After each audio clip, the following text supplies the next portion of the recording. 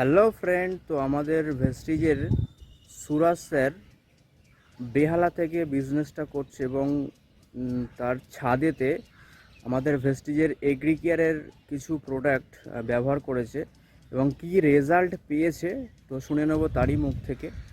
Friend, এটা হলো বেদানা।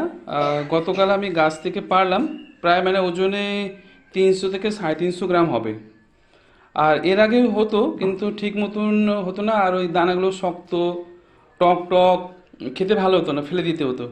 এবারে কিছু ভেস্টিজের সার দিয়ে এই বেদানা তৈরি, বেদানা হলো।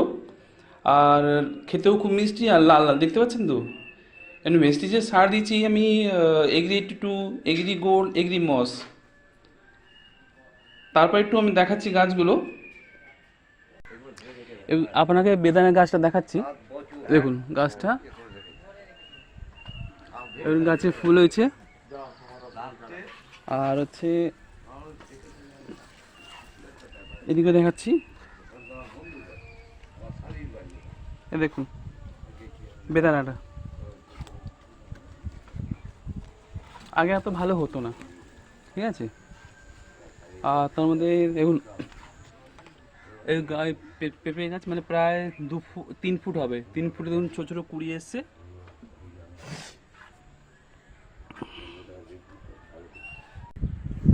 এই হলো ছাদে কুমড়ো গাছ, মানে নিচে থেকে হয়েছে, ছাদের উপর তোলা হলো, এবং ছোটো ছোটো কুড়ি ধরেছে।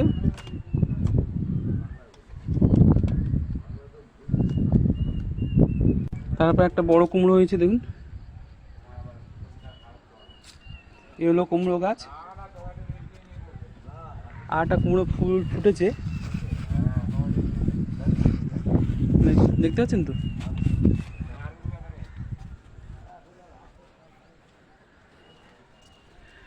টপে টমেটো হয়েছে।